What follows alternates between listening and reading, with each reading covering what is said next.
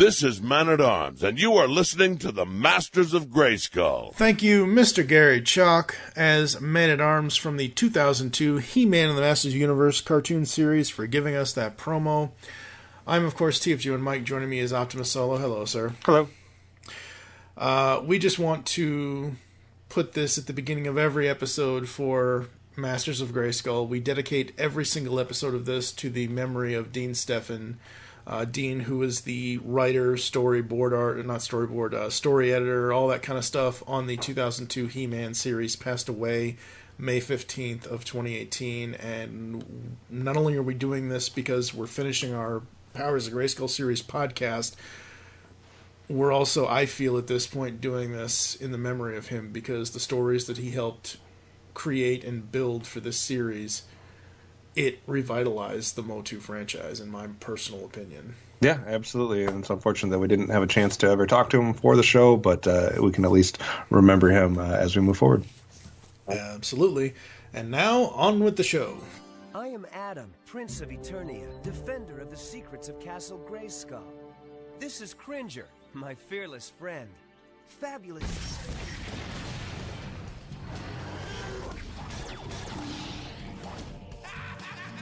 By the power of Grayskull! I have the power!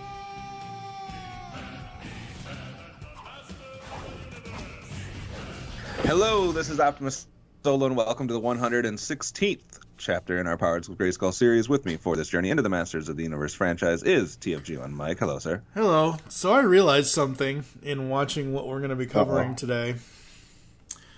That's always scary. I know. This episode should have actually had 3 episodes in it, because I forgot that we're going to have to end this podcast on a cliffhanger, because that's how this episode... I'm like, damn it. I go back and I watch the Council of Evil 2-parter, and I'm like, at the end of part 2, I'm like, wait, what? Oh, man. And I had to. I needed to know how the story ended, so I went ahead and watched The Last Stand, which is the next episode, the first episode in 117 that we'll cover next time around. Wanted to leave the fans and the listeners with a cliffhanger. Yeah, well... So like you said, in this episode of Masters of Grayskull, we'll be giving you our thoughts on the next 2 episodes, episode 25, The Council of Evil Part 1, and episode 26, The Council of Evil Part 2. So we hope you're ready, because it's time to go back to Eternia.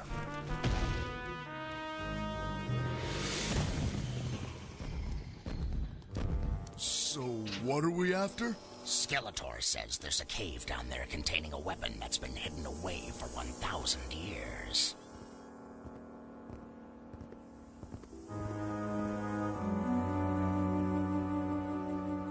All right, first up today, folks, is episode 25, The Council of Evil Part 1, air date October 4th, 2003, written by Dean Steffen.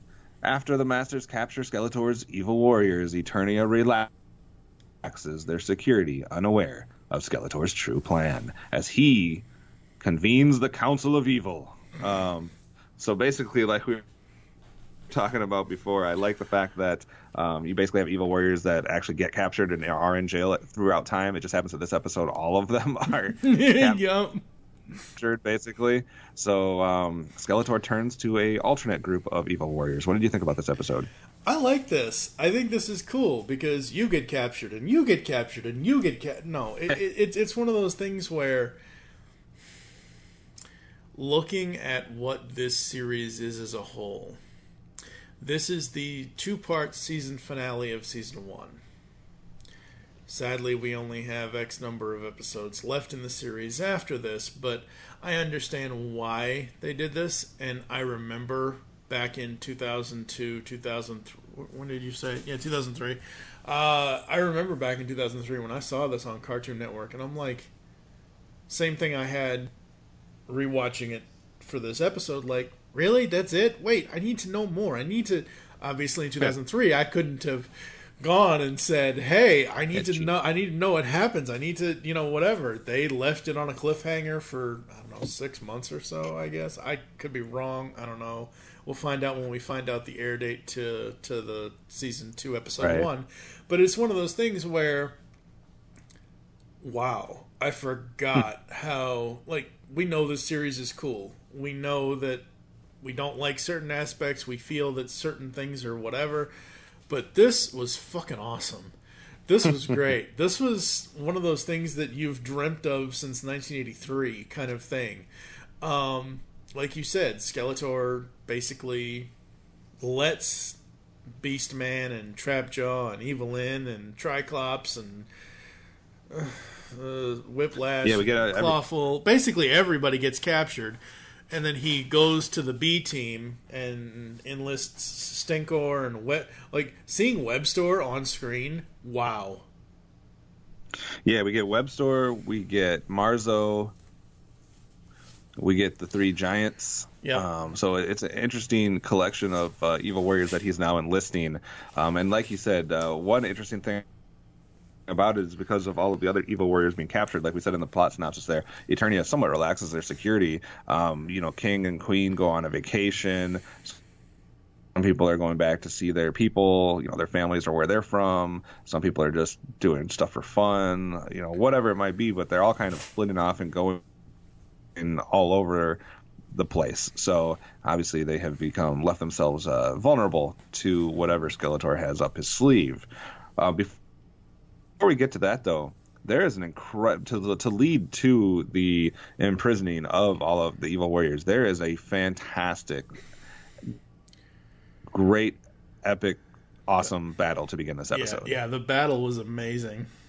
Like, I don't know if we've had a sequence like that in a long time in this franchise where it's like just all out. Like, I don't know how long I didn't time it, but it's got to be like damn near 10 minutes.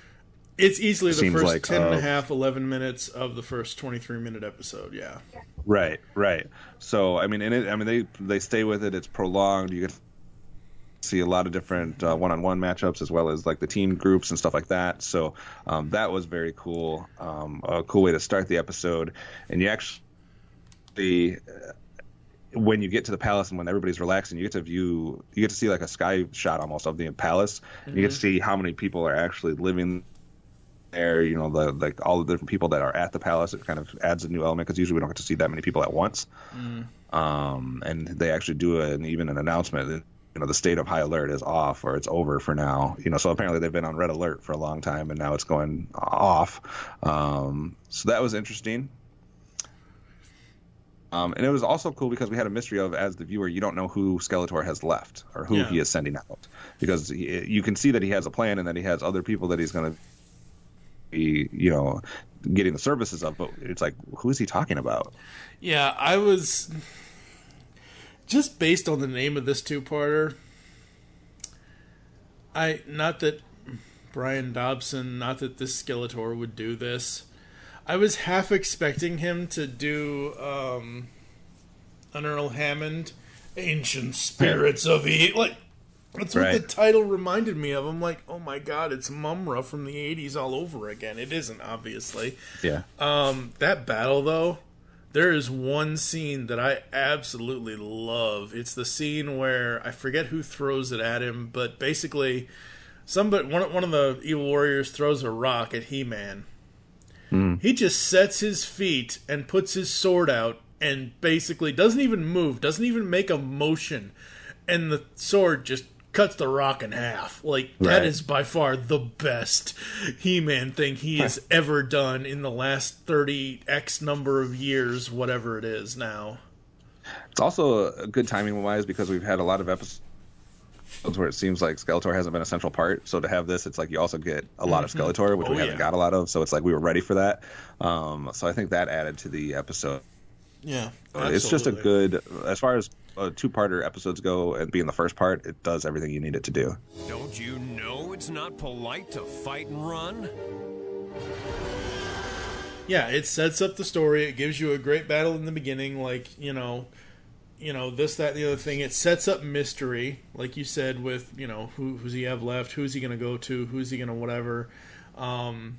And it basically, the two episodes are basically mirrors of each other, because at first the evil warriors are captured, and then later all the masters are captured, and kind of thing. So basically it's, turning it on its head, or turning it on its ass, or whatever you want to say. But yeah, part 1 was just amazing. The animation was top notch. Agreed. Like that battle, just the little nuances of that battle were just so cool. Yep. For any other notes about the episode, because I think we can talk more about it once we get to part 2, kind of as a whole. Oh yeah. I'm good. I have a power sword for Skeletor just for coming up with a plan and for being conniving and evil and great in this episode, and because we finally get an episode of him. What about you? Any awards, or what rating would you give this first part?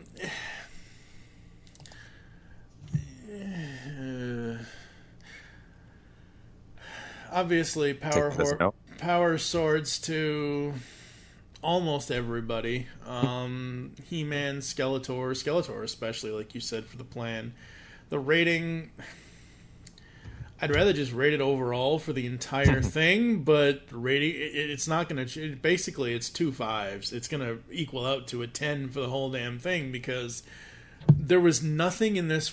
there wasn't any story beats that were missed. It wasn't, do I agree that they should have, lightened their security? No, not at all. But that was the point. That was the point of Skeletor luring them into a false sense of security, that they could do that. So that is, again, why this episode gets a 5 for me. And for some reason, I'm at a 4.5. I don't know. I didn't quite give this one a 5. I just left a little bit of an opening, so I'm at a 4.5, probably because it's the first part and there's a cliffhanger, and I wanted to see how everything ended. But 4.5 for me, 5 for Mike. It's still real good. The joke's on you because it doesn't end. It cliffhangs again. Right. Right. So we're going to take a quick break, and we'll come back with this part 2 of this deceivingly titled series. All my evil warriors captured.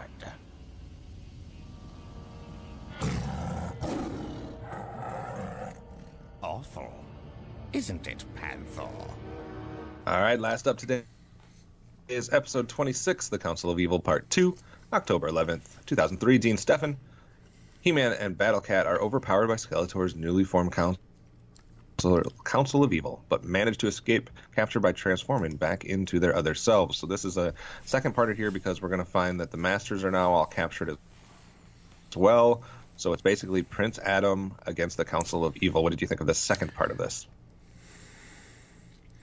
I have been waiting 25 episodes for Cringer to do something, and he finally did it. Yeah. Don't get me wrong. I said at the beginning in episode 108 when we started this, I'm so happy he doesn't talk. I'm so happy that isn't a part of the persona here. But Battle Cat almost... he almost doesn't... yes, the two personalities are there. Cringer is the timid, the fearful one, and Battle Cat's just going to do whatever. But I haven't really seen him do too much other than when he's, carrying He-Man and He-Man's fighting and whatever.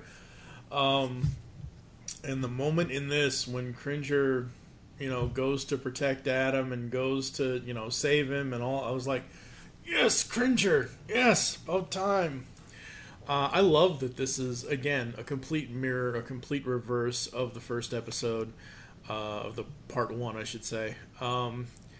And how, basically the sorceress has to tell him, and that I find is a little weak, because why couldn't he think of that on his own? I mean, I get it, it's again a thing to show that she's in the episode, even though we see her, before this and after this, but she had to tell him to have the power return for him to escape. That's a little... Right. Little weak, but I love that they did it, because I love that, again, you're seeing both sides of the same coin and using them in different ways. It's not just, I'm just going to lay here and be lazy and fish and whatever. Right. Yeah, no, it's definitely interesting. We get the reverse transformation in this episode, like we're talking about, so that's something you don't get to see all the time. You also get the transformation interruption. Yep. Where he's about to transform and he gets interrupted. Yep. You also get some interesting things as far as his identity, because you have at one point Orko, I don't think it's Orko, says, "But Adam is He-Man." Yeah. And there's that drone that's flying by. So that almost revealed his identity. Yeah. Then they're teasing. Then they're teasing if Adam's going to tell Tila. As he comes real close to doing that. We also get, and not that this is the first time we've seen this or anything, but we get the whole fact that Adam loses his power sword. Yep.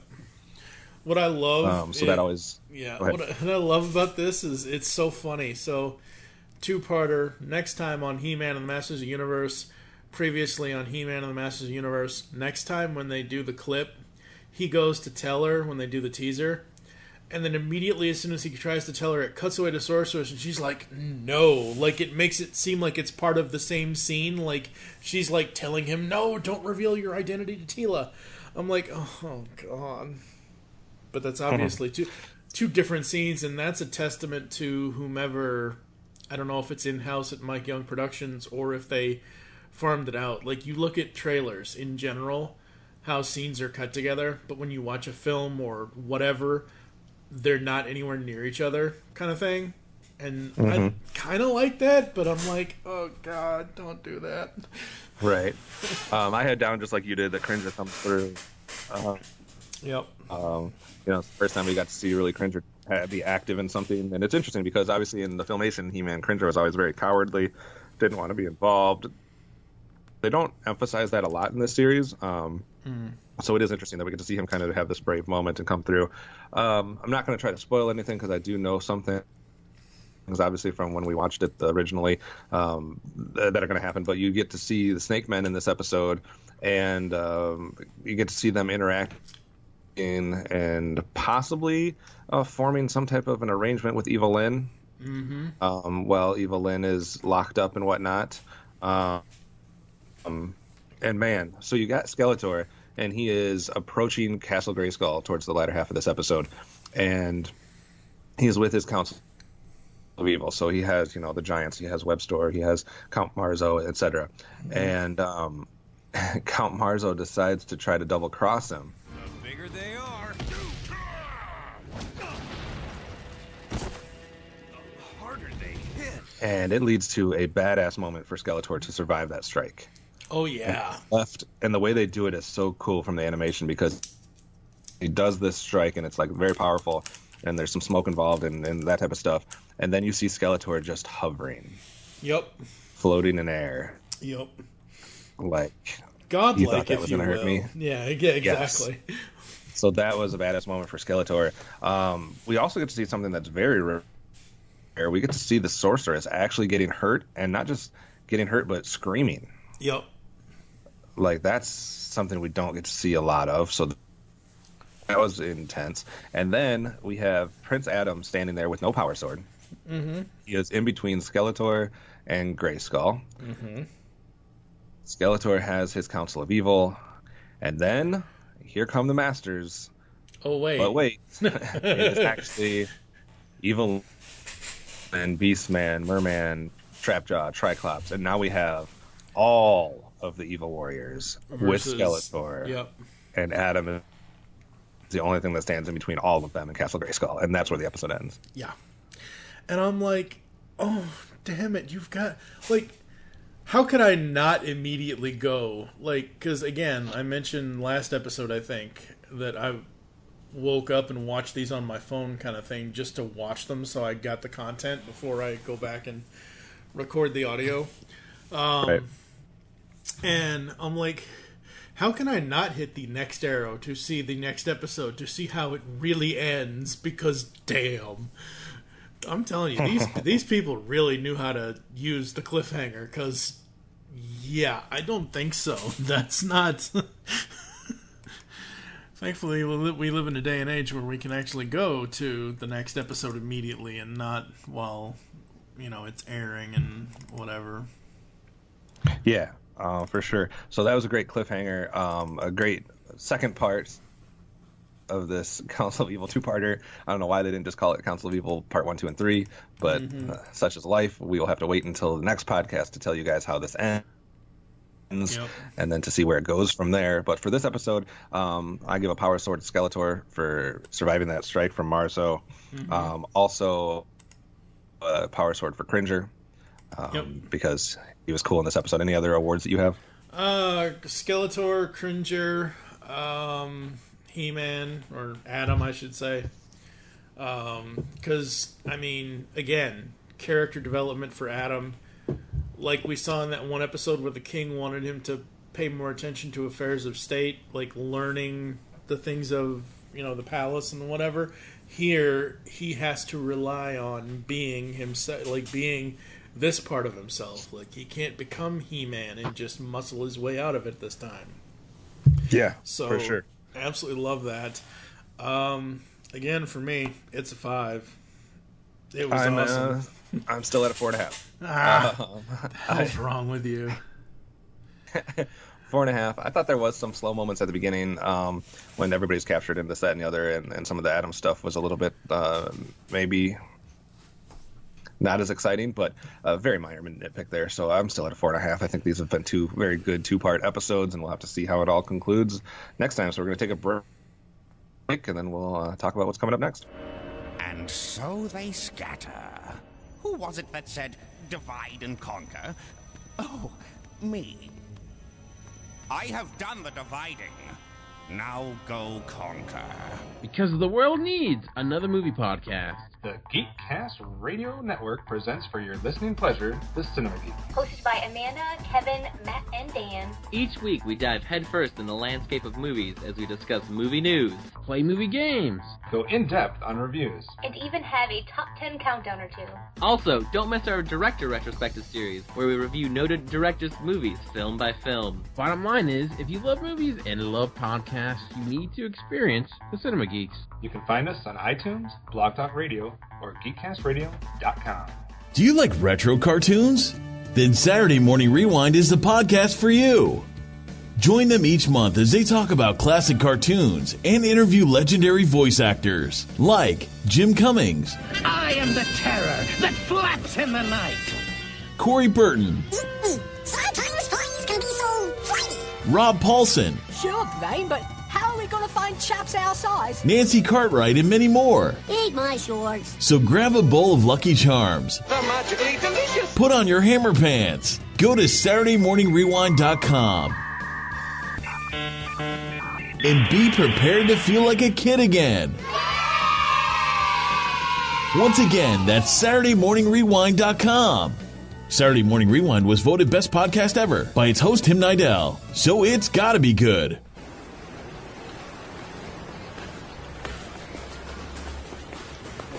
You see it out of the corner of your eye, at the end of an alleyway that didn't exist before. The light seems to flicker and threatens to sputter out. It's a theater, and there's only one film playing. You don't recognize the title, although it stirs something in your mind. Welcome to the Mirage, the theater of movies that cannot exist. Cinematic Mirage is a podcast exclusive to the Domicile of Dread Patreon about films that were greenlit that never made it to the silver screen. Join Thomas DJ as he explores how the projects came together, why they stopped production, and what they may have been about. It's free to all patrons at the $5 a month level or more. To learn more and to sign up, go to patreon.com/DJ's Domicile of Dread. Cinematic Mirage. A seat's waiting for you. DCN, the superhero webcomic. DCN's got superhero antics and sexy girls. For action, drama, mayhem, and more, read it now at DCN.com. DASIEN.com. And for the new DCN podcast, go to patreon.com/DCN. Oh, Duncan, you're perhaps wondering why you and your cohorts are still alive. Rest assured, it's only a temporary condition. I've decided to allow you to live just long enough to bear witness to my greatest achievement.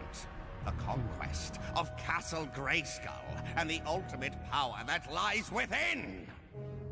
We are back, and just to reiterate to everyone, this is the end of Season 1 of He-Man and the Masters of the Universe from 2002. It will be a full 6 months, as I said before, from April to October in 2003 that Season 1 and Season 2 ended and began. So, yeah, now that I know that it was almost a full 6 months pretty much, I remember, like, that whole summer, I'm like, fuck, what am I supposed to do? I gotta wait till October to see what happens, really? But that's why we ended it like we did, since it was the end of Season 1, so it wasn't a mistake, even though they kind of titled the episodes in a strange way. That's why we were ending on this two-parter, because that was the end of Season 1. Absolutely. And it was a way to end, that's for sure. Oh, yeah. Complete way to end. Well, an incomplete way to end, but yes, very cliffhangery, very cool, very awesome. Thank you for listening to us as we are the Masters of Grayskull. If you'd like to get in contact with us or leave feedback for the show, there are several ways to do so. Visit the website, geekcastradio.com, where you can comment on this and all of our other episode posts, not only the episodes, but the other podcasts and other written stuff and whatever else. Steve just put up, as of this recording, a really cool article on something. Forget what the hell that was off the top of my head. I can't think. Improving Yourself, The Geek's Guide to Success.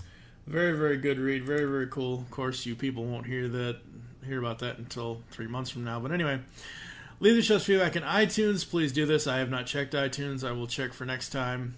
Follow us on Twitter. At Geekcast Radio is the network Twitter. You can follow at Powers of Grayskull for the show. I'm at TFG1Mike. What is your Twitter? At OptimusSolo.